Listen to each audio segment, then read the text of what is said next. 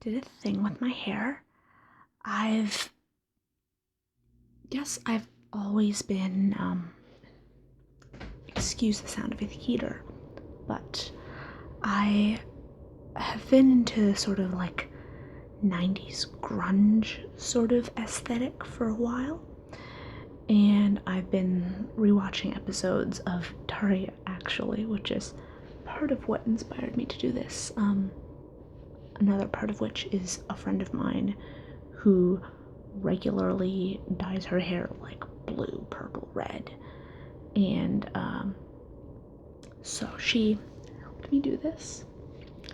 It's something I'd been sort of considering for a while. It turned out way lighter, brighter than I expected. The color in the bottle was called Midnight Ruby, so I thought it would be like a dark, deep red, but I actually really like this. It's really, well, a friend of mine compared it to Harley Quinn, which I can see with the red and black. Definitely Harley Quinn. An interesting thing that I noticed though is that I got pretty intense tingles when she was brushing the product into my hair.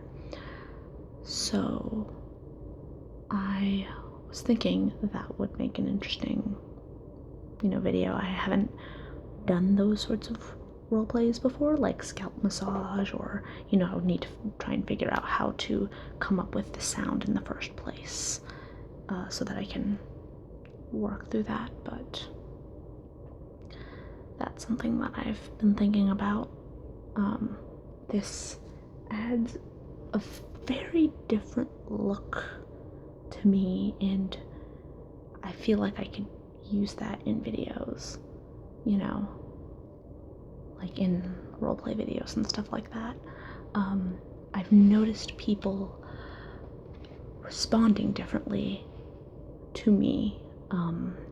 So for example, in some of my classes, there's a class I'm taking where nobody else in the class really knows me very well, and they all have taken other classes together, but I haven't been in any of those classes, so they all know each other very well, and they don't know me very well. And I'm the kind of person who, in class, will speak up a lot, and I'll come up with ideas, and I'll say things, and I'll, ask questions and all that. And today, or this week rather, coming into class with this, suddenly they respond differently, I'm, I guess, not as intimidating to them because, to them, I show, I'm fun and interesting now, not just the girl who asks lots of questions and is very active in discussion. Which is funny, because some people, when they color their hair, they seem to be more intimidating, like in a sort of punk, gothic, kind of dark, brooding kind of way. But from what people have told me and how people have responded to me, it almost seems like it's a facial structure thing, right? Like, people talk about, there's the whole meme about the idea of resting bitch face. And some people have the opposite. So, like, I've been told that I have sort of the opposite of that, where people feel more comfortable approaching me, and maybe having weird colors in my hair makes me seem younger, I think. But maybe that makes me seem more approachable, especially if I'm, I guess, wearing like a flannel shirt like this and not some like button-up blouse or something. So that's a thing I've been thinking about a lot lately, since getting this done over the weekend especially. But yeah, there are lots of little things you can do with your appearance to change how you look. So another thing that I've done a lot of is, for example, I have in the past worked at high schools. And when I am working at a high school, I need to make sure to not get mistaken for a student because I'm relatively short. I'm like, 5'4" on a good day and look pretty young. So you could see the way I look now, especially, I could be easily mistaken for a high school student. So I have had to put in efforts to make myself look like I am very much, an adult. I am a staff. I am not a student.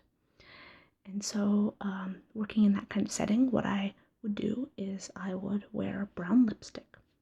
I would wear a, nice kind of blouse with a cardigan over it. And I would carry, keys on a lanyard or a clipboard. I would have like a purse instead of a big backpack, that kind of stuff, so that I looked more like an adult, more like a staff member might.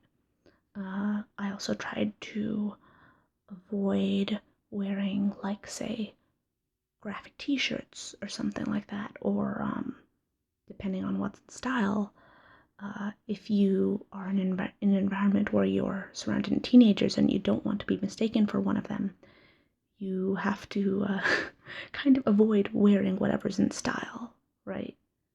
So if the stuff you're wearing is too close to what a teenager wears, then it's more easy to mistake you for one of them. And for me, brown lipstick, I feel like makes me look a little bit more adult. I don't know if that's generalizable, but that sort of effort into your appearance that is still a, like, natural kind of look, a more professional look. A bright red lipstick would make me look young, for example, whereas a brown would, like I said, make me look a little bit more professional. Having this, though, this is gonna start making me look young again, so I might end up having to put more efforts into making myself look older when I go in for work. Another thing that I've noticed is how I do my hair and how that changes looks. So something like braids or pigtails, you look younger. Then if my hair's down, if I have my hair tied back like this, it looks still, still youthful, but a little bit more professional. Ponytail looks not quite as professional, but a little bit older. So it's, I don't know, interesting. I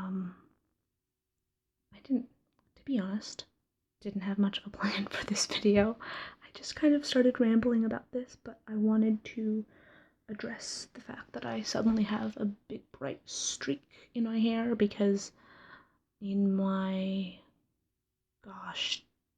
2-3 years of doing videos, I have pretty much always had long hair, except, well, at the beginning I had short hair, but I've always had my hair pretty much the same. And, this is kind of a new thing for me. And maybe it'll be something I'll start exploring more, maybe months from now I'll have a streak in my hair of a different color. Maybe, the dye will fade and I'll decide to change it back to black, who knows. But I like this. I like having a little bit of color in my hair. It's something I've done only once before, which was before I started making videos, actually. And the last time I did it, I didn't have it this obvious. I had it so if my hair was down, you couldn't tell a difference.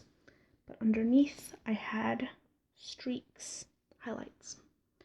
And this was because I was working in a situation where I didn't want it to be obvious, so that, if my hair's down, I look professional. If I tie it back like this, I look professional. If I pull it up, however, in any sort of updo, you could see the streaks, and I initially had them in blue, and then they faded to green, and then they faded out, and when they faded out, they faded to like this gorgeous sort of caramel color. And then the next time I cut my hair short, they were just gone. And I think that was actually pretty soon before I made my first video, was when I had cut my hair short to get rid of all the highlights. So, yeah. I don't know. I like color. I am actually a pretty colorful person. I don't know how obvious that comes across from this channel. I realize that most of this channel ends up being me and content and less of me as a person. But I like color. I like bright color. I also like really dark, deep colors, just intense colors, you know? Part of that's just the kind of color that looks good on me, like this sort of blue kind of shade looks good on me. Black looks very good on me. Dark reds look pretty good on me. Pastels don't look great, so I don't tend to like those, but they look nice on other people. This is also a thing I am coming into noticing when planning my wedding, especially because of the major differences between how Indian weddings are done and how Western weddings are done. So if you notice pictures of Western weddings, it's a lot of pastels and whites and creams, and I mean, firstly, in India, white is the color of mourning. Secondly, it's not, I mean, I guess white would look okay on me, but it's not necessarily my favorite. I like vibrant color. In India, a wedding dress is traditionally red and gold, and, you know, maybe a little bit of white, but red and gold. And everything's supposed to be colorful. You know, there are brightly colored flowers everywhere. There's lots of gold jewelry, lots of red. Doesn't have to be red. Red is just traditional, but it's colorful because, you know, you're celebrating, and the idea is if you're celebrating, there should be color. And so this is something that I've been sort of looking into when looking into wedding planning, where, you know, I look at the pictures that any, you know, venue or caterer or whatever, I look at the pictures and it's all whites and creams, and I'm thinking, you know, where are my purples? Where are my reds and blues? Or, you know, dresses. I gotta figure out whether I want a traditional Western dress or an Indian dress, because my fiance is a Caucasian, you know, a white guy. So how do I figure out the aesthetics and the things that I like about Western weddings, like having your whole friends and family watch and having these, you know, poetically written vows about each other, and how do I combine that with what I like about Indian weddings, like the color and the celebration and the tradition. I think these questions of things that we like aesthetically are not actually that different from things that have a lot of meaning to us. Like, I mean, the fact that I would much rather put a bright streak of red in my hair than, say, I don't know, like a dark brown or something like that. I think that says a lot about me.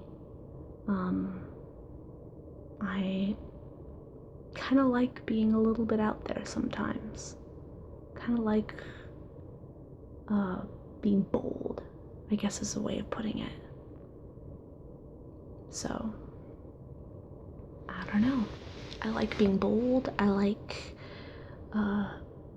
sometimes being non-traditional. I mean, for the wedding thing, I'm not gonna be having a standard Indian wedding or a standard, you know, Western Catholic whatever wedding. And same with how I sort of conduct myself as a person, you know?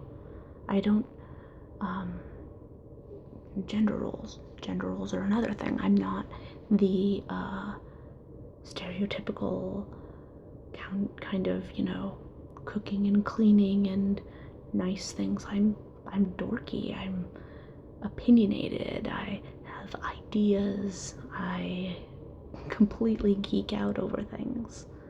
Um, so there's a sense in which my aesthetics kind of reflects my personality, and it's interesting. I wonder sometimes whether we are drawn visually to things that remind us of ourselves or things that remind us of who we want to be.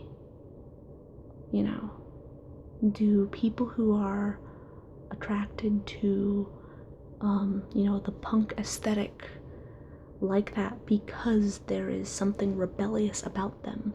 Or are these people attracted to the idea of rebellion, whether or not that's something that lives inside of them? So, I guess that's just my ramble for the day. Yeah, that's it for today, and I'll see you guys next time.